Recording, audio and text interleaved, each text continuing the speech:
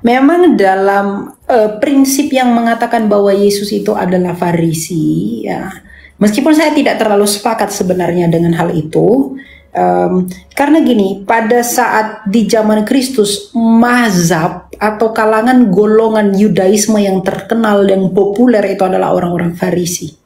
Nah, di beberapa ayat dalam Perjanjian Baru, kita bisa melihat bahwa Tuhan Yesus itu punya akses berbicara di sinagoga.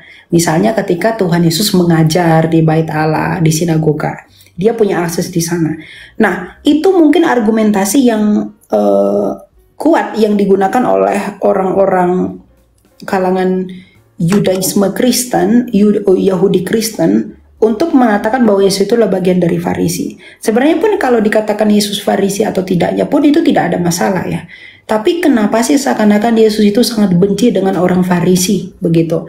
Karena begini, yang Tuhan Yesus soroti itu adalah bagaimana Tuhan Yesus itu ingin mengatakan bahwa cara ibadahmu itu sia-sia kalau kamu munafik dalam beribadah. Yang membuat Tuhan Yesus itu begitu sangat bertentangan dengan orang-orang Farisi pada saat itu adalah karena Tuhan Yesus itu melihat bahwa motivasi mereka beribadah itu bukan untuk tulus, untuk tujuan yang ilahi.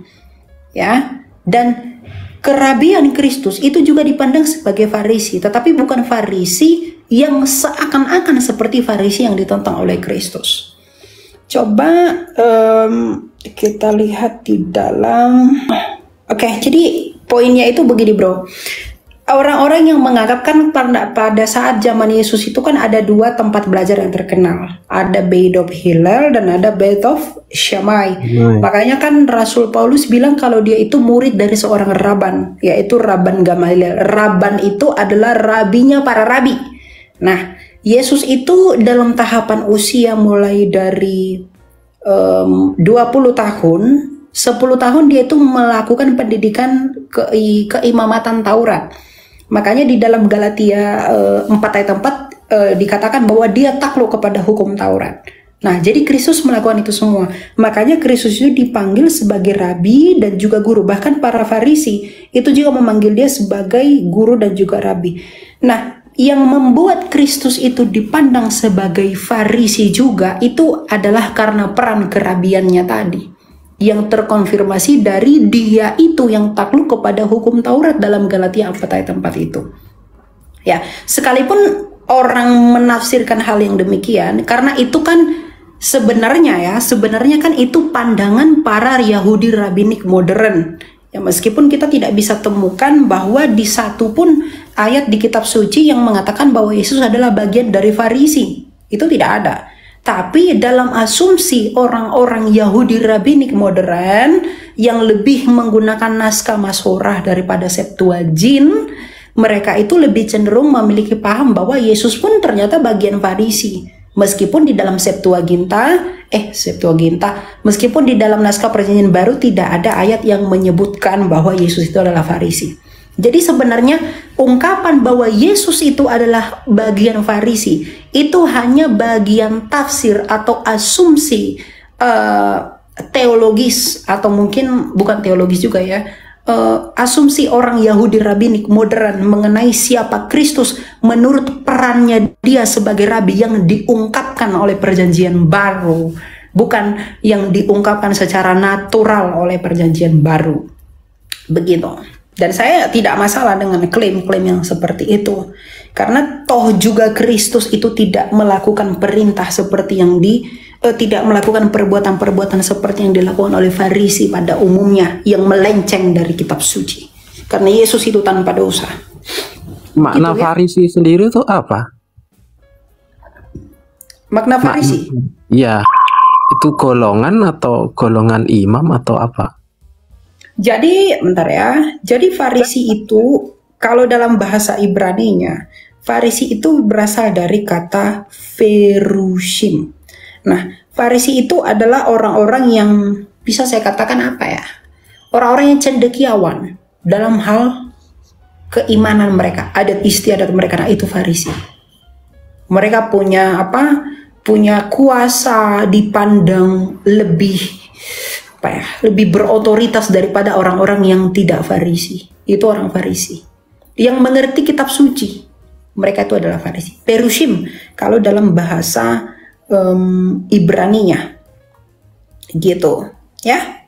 Jadi kalau dikatakan Yesus itu adalah Farisi, ya Kristus juga kan ahli dalam mengajar, karena Farisi itu lebih cenderung kepada orang-orang yang hebat dalam mengajar.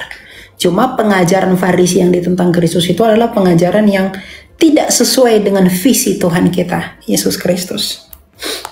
Begitu. Soalnya kan di Matius atau mana dulu pernah baca, kayaknya orang Farisi itu kayak enggak kenal Yesus gitu loh. Dalam artian kalau memang Yesus pernah menempuh pendidikan itu, harusnya kan dia kenal gitu. Cuman saya lupa ayatnya di mana. Matius atau berapa itu, lupa saya. Itu jadi kan ada dua tafsiran asumsi. Jadi ada yang mengasumsikan Yesus itu kan firman. Jadi dia itu penuh dengan firman. Jadi dia ada yang berasumsi bahwa Yesus itu tidak belajar, tapi hikmatnya itu bertumbuh gitu loh. Ada yang berasumsi seperti itu. Makanya ada yang menggunakan dalil ayat orang Farisi ini kok tidak kenal Yesus gitu loh. Lah itu ya karena Tuhan Yesus tidak pernah mengungkapkan dirinya itu dari mazhab apa. Dia tidak pernah bilang saya dari Saduki, saya dari Eseni, saya dari Farisi, nggak pernah. Tapi Tuhan Yesus dekat dengan mereka semua itu. Ya, cuma yang memang tuh kan Farisi itu seperti yang saya bilang tadi. Farisi itu lebih kepada ahli-ahli Taurat. Itu orang-orang Farisi. Nah, ahli-ahli Taurat yang memang belajar tentang kitab suci, dan Tuhan Yesus banyak mengecam mereka karena orang Farisi itu lebih banyak yang mengaku lebih rohani daripada Kristus. Itu yang dikecam oleh Kristus. Gitu. Jadi kalau ada yang bilang Yesus adalah orang Farisi, dengan orang Farisi lebih ke menghakimi ya. Iya, gitu. Jadi, makanya saya bilang itu yang dikecam. Kalau dikatakan Yesus itu Farisi, saya enggak apa-apa. Karena arti Farisi itu kan ahli Taurat. Yesus itu ahli Taurat, makanya dia rabi, dia belajar itu. Ya, dia tahu itu. Dia bukan dalam pengertian tidak tahu sehingga dia perlu belajar, bukan, tapi semata-mata untuk tunduk kepada hukum Taurat, Galatia 4 ayat 4 tadi.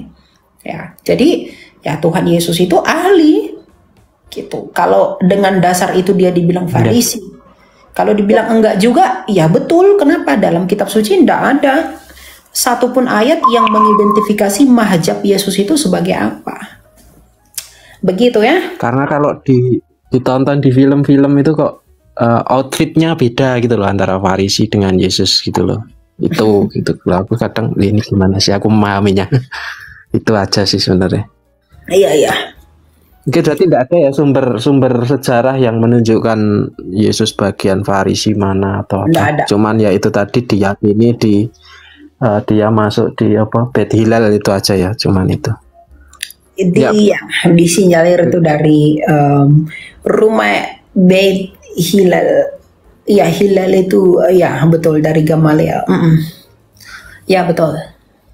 Hillel itu kan tua ya, tua. Sangat tua sekali.